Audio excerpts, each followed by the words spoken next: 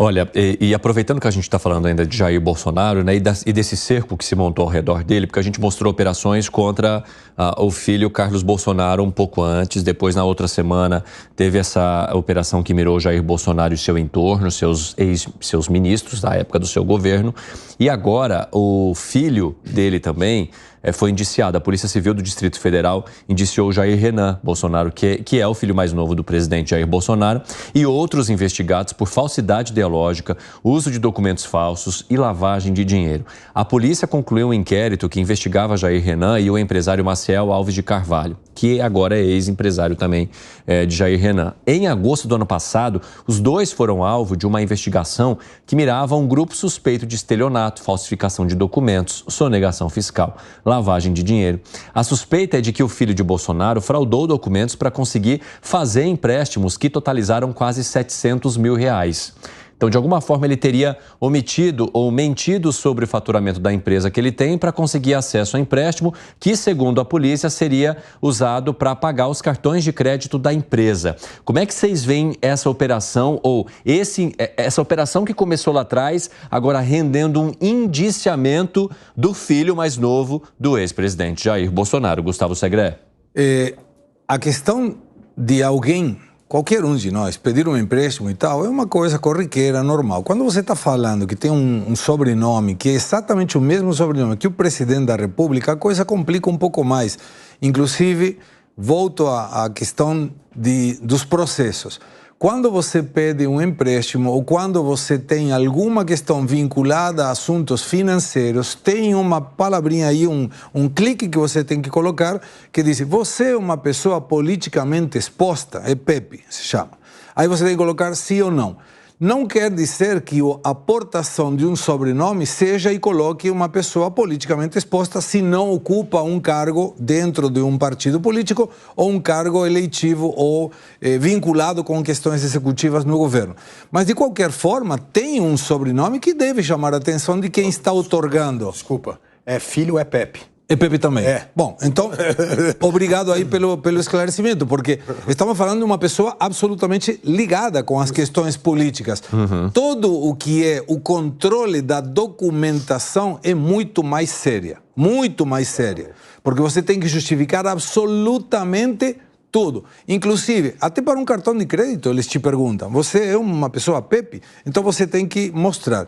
Isso não inibe que a pessoa tenha que ser investigada e, se cometeu algum delito, não interessa como se chama, tem que dar explicações. Esse indiciamento mostra que a Polícia Civil tem provas suficientes como para supor a comissão de um delito.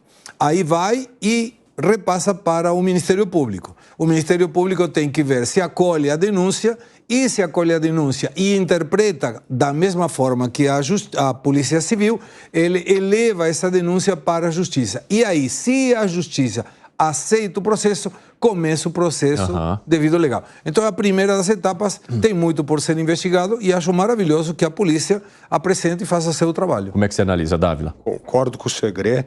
Não existe cidadão de categoria especial. Todo cidadão tem que cumprir a lei. Mais ainda o filho do presidente da República, porque tem que ser um exemplo para os outros. Então, se realmente tem um indício, tem que ter esse indício, e se foi apurado que houve crime, tem que ser condenado. Não tem conversa. Não tem lei especial para cidadão especial. A gente tem que começar a viver num país que a lei é igual para todos. Ô, Fábio Piperno, você acha que haja alguma coincidência nesses fatos acontecerem todos ao mesmo momento? Essa investigação ela começou em 2022. Sim. Naquele momento, o pai dele era presidente da República. Mas eu falo, todas desaguam justamente agora, né? Em questão de 3 semanas, a gente está acompanhando toda a família, de alguma forma, sendo exposta em operações da Polícia Federal ou, neste caso, num indiciamento da polícia. Eu prefiro acreditar que, depois de 1 ano e meio, eles tenham conseguido elementos suficientes para chegar a essa conclusão, que autoriza, então, o prosseguimento do processo. Mas é o seguinte: suspeita não quer dizer condenação. Então, ele tem que passar. Sim. Veja, cabe o que a gente torce para que aconteça. Sim, começou com uma investigação, agora tem um indiciamento. Isso, exatamente. Vai ser indiciado, mas não pode ser não há motivo para que seja previamente condenado. Vai ser indiciado, as investigações elas vão seguir, claro. E aí então a justiça vai apurar se há culpa ou não. É assim que tem que ser. É preciso haver uma denúncia ainda para que a justiça possa acatar e, neste caso, iniciar o processo de julgamento que pode terminar ou não com a condenação do filho mais novo de Bolsonaro. Agora, sempre tem filhos aí colocados em questões que perante a sociedade são suspeitas, né? Filho que pede um empréstimo, filho que pede uma capitalização de uma empresa, sempre tem essa suspeita. Por quê? Porque é um grau de poder muito forte. Estamos falando do filho do presidente da República. Então, falar não para o filho do presidente é uma questão de risco.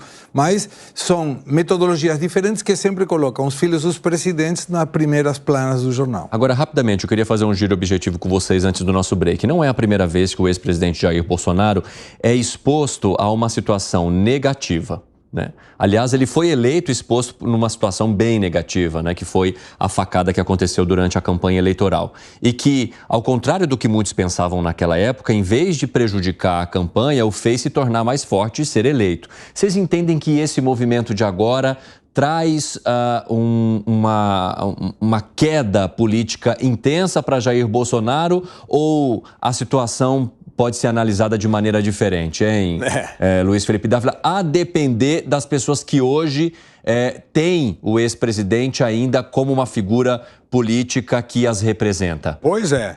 Criaram a narrativa golpista.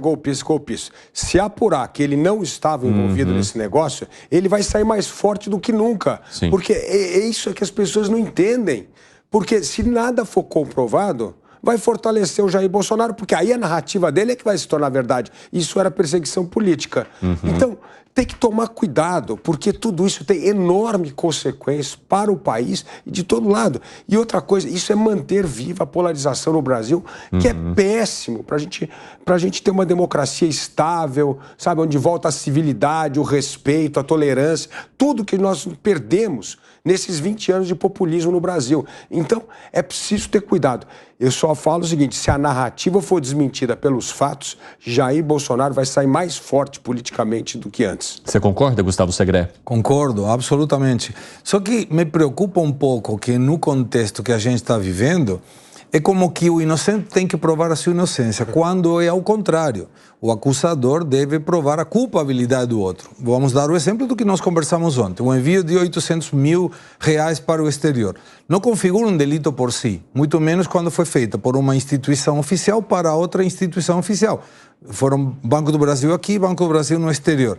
Isso não me parece que seja um problema por si. Aí vem, mas a origem era lícita ou ilícita? Se alguém não prova que é ilícita, não é uma presunção de culpabilidade o ter que provar que é lícito.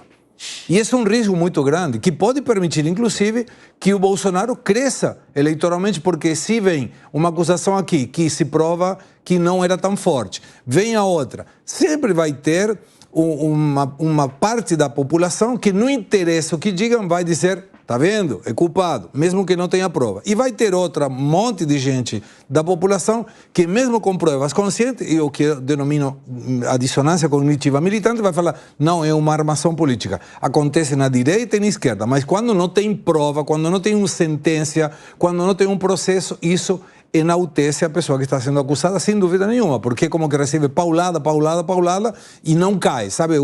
Os filmes de Rocky.